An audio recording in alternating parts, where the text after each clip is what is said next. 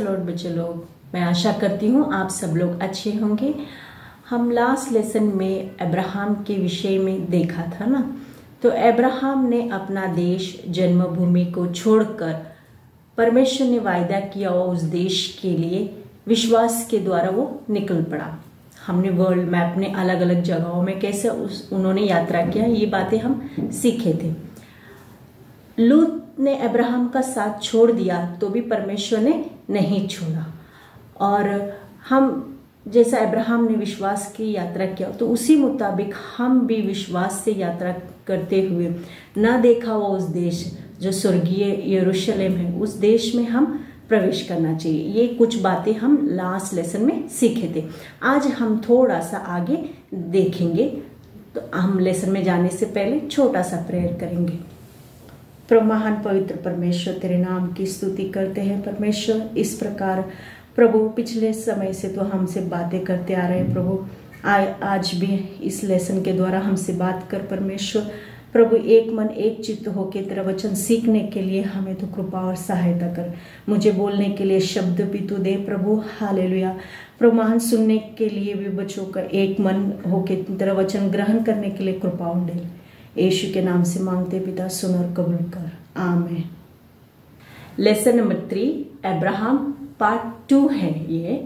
इस लेसन का मुख्य उद्देश्य यह है कि परमेश्वर के लिए कुछ भी असंभव नहीं है, और सबसे ज्यादा हमारे जीवन में परमेश्वर से हम प्रेम करना चाहिए। तो बाइबल भाग में से उत्पत्ति 18, 21, 22 अध्याय, जेनेसिस चैप्टर 18, 21, 22 में हम देख सकते हैं। तो आज का मेमोरी वर्स है इब्रानी 11 अध्याय का 1। अब विश्वास आशा की हुई वस्तुओं का निश्चय और अनदेखी वस्तुओं का प्रमाण है। Now faith is the substance of things hoped for the evidence of things not seen. Hebrew chapter 11 verse 1। एक दिन अब्राहम कड़ी धूप के समय तंबू के द्वार पर वो बैठा हुआ था। उसने दूर ही से देखा कि 3 पुरुष लोग आ रहे, और अब्राहम तुरंत दौड़ते हुए जाके भूमि पर गिरकर उनको दंडवत किया और कहा, यदि हे प्रभु, यदि मुझ पर तेरी अनुग्रह की दृष्टि हो तो मेरे यहाँ से चला न जा। और अब्राहम ने उनको विनती किया और वो अपने तंबू के पास वे बैठे कि इस वृक्ष के नीचे आप विश्राम कीजिए और खाना खा के ही तृप्त होने के बाद आप आगे बढ़िए।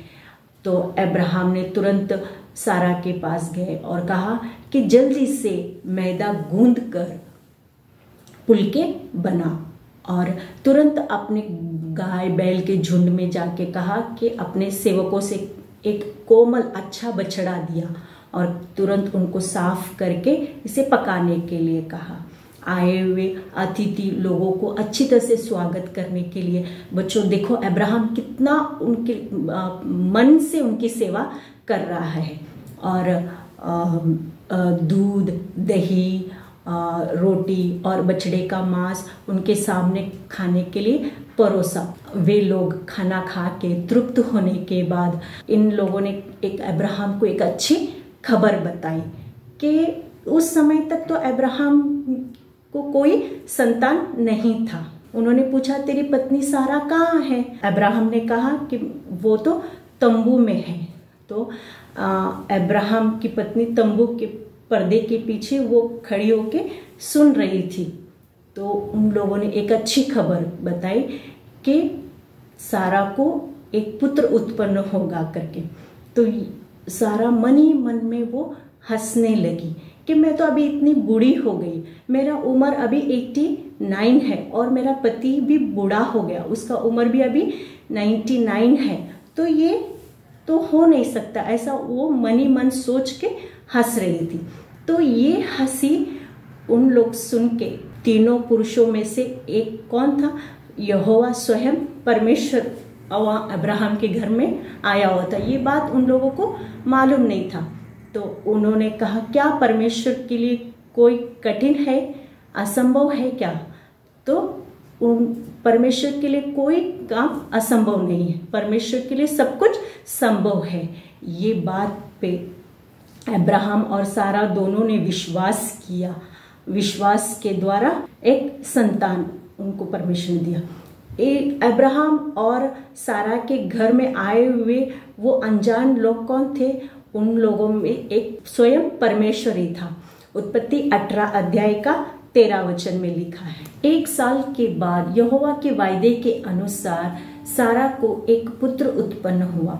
वे उस समय अब्राहम की उम्र 100 थी और सारा का 90 था। वे दोनों ने उसका नाम इसहाक रखा। इसहाक इस नाम का अर्थ होता है हंसना, तो इंग्लिश में उसे लाफ्टर कहते हैं। तो सारा ने कहा, सुनने वाले भी मेरे साथ प्रफुल्लित होंगे। उत्पत्ति 21 अध्याय का 6 वचन में। और वे दोनों जन उसको अच्छी तरह से केयर लेते हुए, संभालते हुए उसकी देखभाल करते रहे। फिर उसके बाद सारा को एक मिस्री दासी हजीरा थी। हजीरा को अब्राहम के द्वारा एक पुत्र उत्पन्न हुआ, वो है इस्माइल। इस्माइल बड़ा था और इसहाक छोटा था।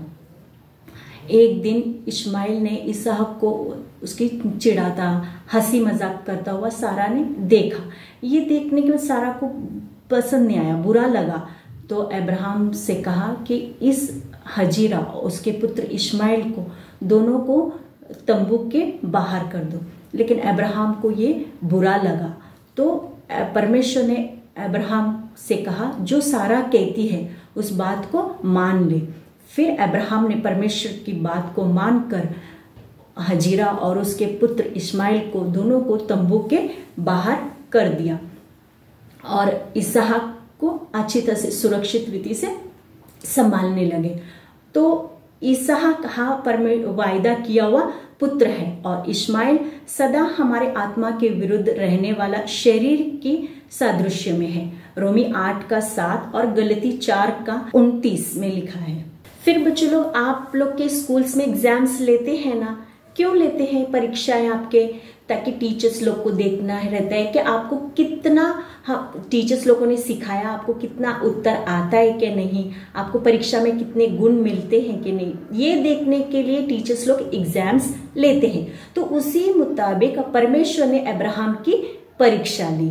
तो एक दिन परमेश्वर ने अब्राहम से कहा, अपने एकलौते पुत्र जिससे तू प्रेम रखता है इसहाक को, उसको मोरिया देश में लेकर जाके होम बलि करके चढ़ाने के लिए। ये अब्राहम के जीवन में परमेश्वर ने एक परीक्षा किया ताकि अब्राहम क्या निर्णय लेता है देखने के लिए।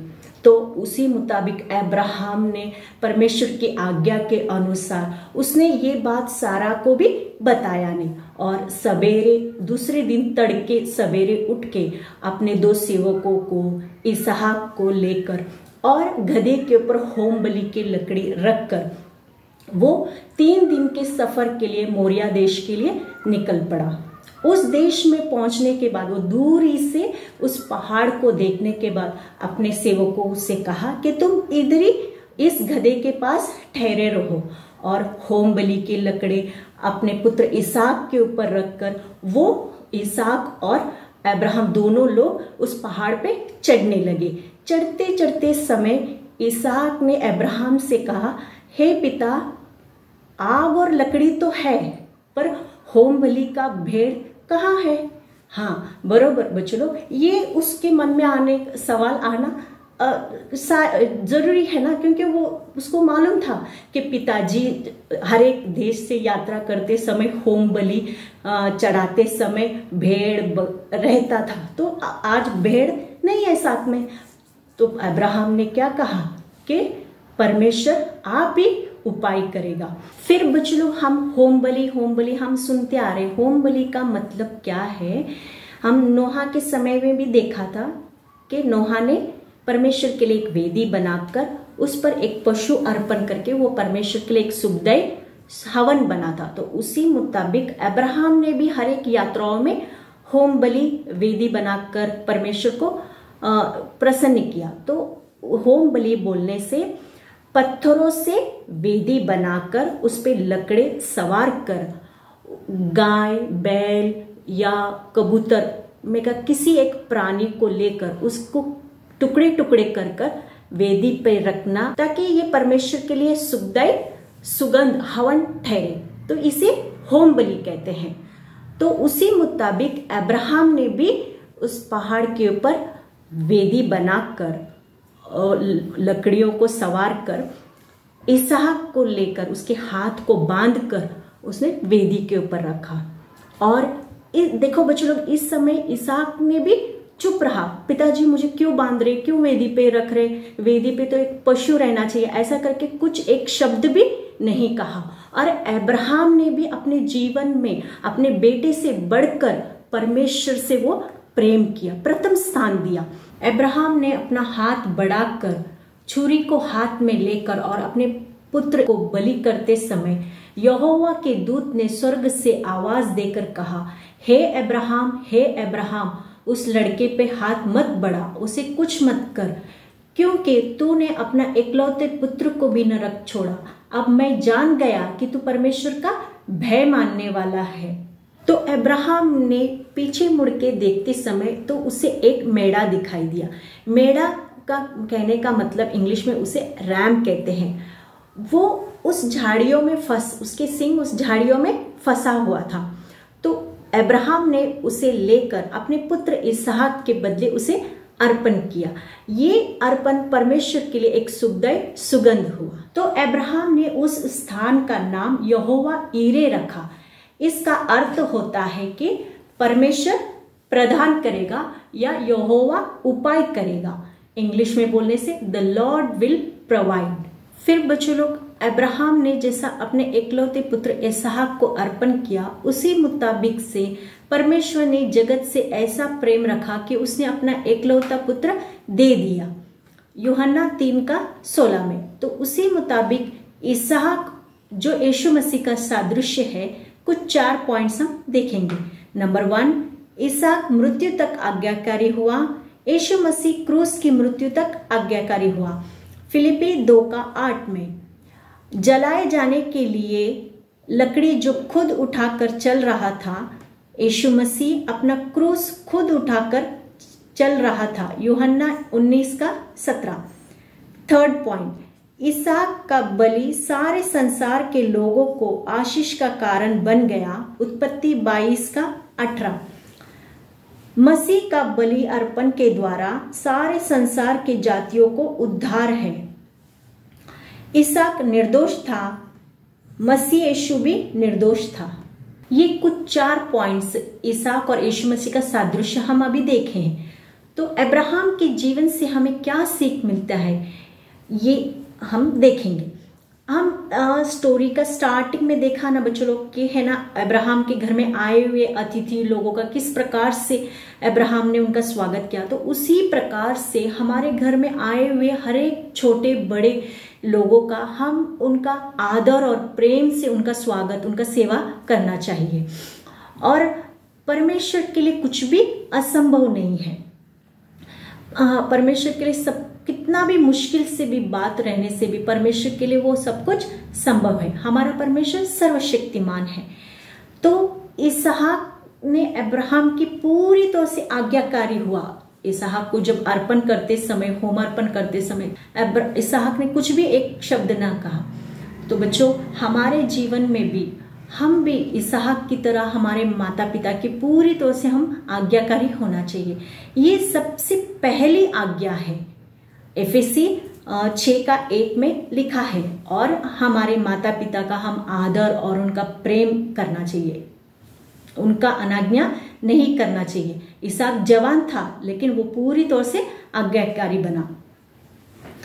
बच्चों, हमारे जीवन में भी परीक्षाएं हो सकते हैं, जिस प्रकार से अब्राहम के जीवन में परीक्षा हुई ना।